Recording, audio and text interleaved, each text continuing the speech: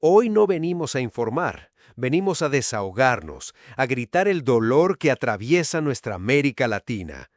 Porque lo que está pasando en nuestras calles, en nuestras comunidades, es una vergüenza, un grito silencioso que se ahoga en sangre y miedo.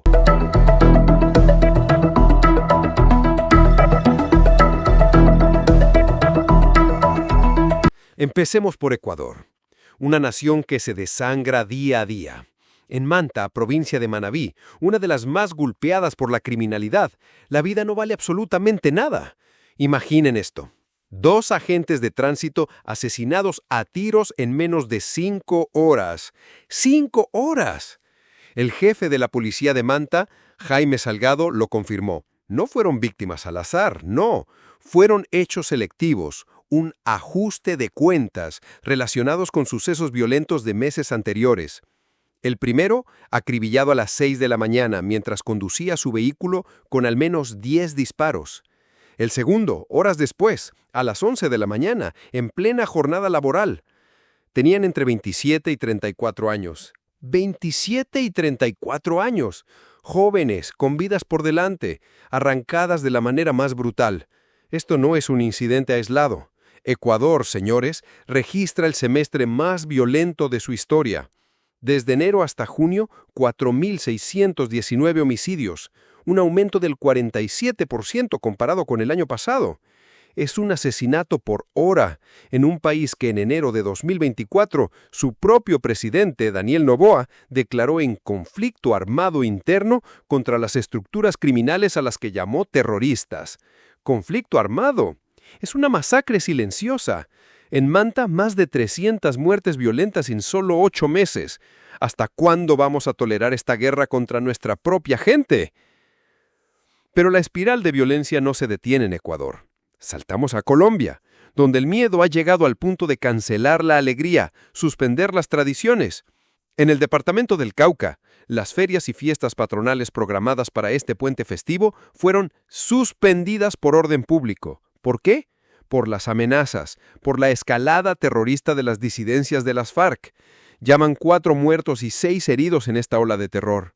El alcalde de la Sierra, Manuel Guerrero, lo dijo: no queremos correr riesgos con la comunidad. ¿Correr riesgos? Están paralizando la vida de la gente. Y es tan grave la situación que los líderes comunales, la columna vertebral de las comunidades, están renunciando a sus cargos para no tener problemas con estas estructuras ilegales. Es el colapso del tejido social. La semana pasada, el asesinato de 2 policías en Morales. La investigación de una masacre de 3 personas en Bolívar. ¿Qué clase de futuro les queda a estos pueblos cuando hasta la cultura es secuestrada por la violencia? Y la sombra de la inseguridad se extiende por todo el continente, llegando con fuerza a México. Un informe del Departamento de Estado de Estados Unidos ha encendido todas las alarmas. Riesgo de violencia terrorista en 30 de los 32 estados de México.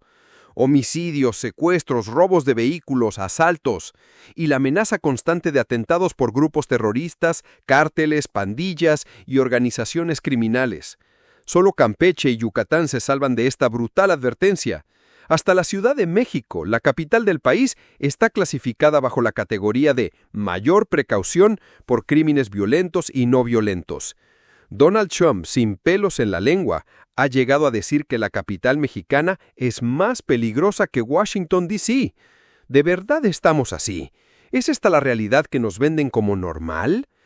Ayer mismo, 14 de agosto, en León, Guanajuato, otro hombre asesinado a balazos. Jorge, de 38 años. Sujetos armados abrieron fuego y huyeron. ¿Detenidos? Ninguno. La impunidad es la norma, y eso es lo que alimenta a la bestia. Pero el malestar no solo viene de la violencia explícita, también surge de la traición, de la podredumbre interna. En Perú, la rabia se vuelve impotencia cuando vemos a quienes deberían protegernos convertirse en depredadores. En Piura, un efectivo de la policía, un agente de la División de Investigación Criminal, fue acusado de violación sexual contra una detenida de 26 años. Un policía a cargo de la supervisión de los calabozos. La Fiscalía ha pedido 9 meses de prisión preventiva. ¿Cómo confiamos en la justicia si la injusticia viene de adentro? Y las cifras del Instituto Nacional de Estadística e Informática son una bofetada. El 53.8% de las mujeres peruanas declararon haber sido víctimas de algún tipo de abuso por parte de su esposo o pareja en el último año. En lo que va de 2025, los centros de emergencia mujer han atendido más de 14,000 casos de violencia. ¡Más de 14,000! Y la mayoría es psicológica, física, pero la sexual afecta a miles. Y la náusea es aún mayor, cuando en Trujillo un hombre de 34 años fue detenido por posesión de pornografía infantil de su hija de solo 7 años. Fue el técnico que reparaba su tablet quien encontró ese material asqueroso y alertó a la policía. En los primeros 3 meses de 2025, más de 3,000 víctimas de violencia sexual en Perú, el 94% mujeres y casi el 60% menores de edad. Muchos atacados por personas cercanas, dentro de sus propios hogares. ¿Qué clase de sociedad hemos construido donde la inocencia es destruida por monstruos que viven bajo el mismo techo?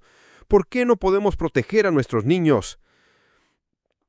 Y en mi propia tierra, en Argentina, la situación no es ajena. Basta con revisar los titulares de cualquier día en La Plata y sus alrededores, como los que nos muestra el diario En Día. Una lista interminable de conmociones, de horrores, de ataques brutales. Muertes por accidentes, asesinatos en robos, femicidios, abusos, golpizas sin sentido. La brutalidad se ha convertido en una constante, la normalización de la tragedia. No podemos, no debemos acostumbrarnos a esto. La rabia que sentimos hoy debe ser el motor para exigir justicia, para exigir seguridad, para exigir un cambio real. Porque estas historias no son solo noticias, son vidas, son familias, son comunidades destrozadas. La violencia no conoce fronteras, no distingue edades, no respeta la inocencia. Y es hora de que nosotros, la gente, digamos basta. No más excusas, no más impunidad. La esperanza no se apaga, pero la paciencia sí. Estamos hartos.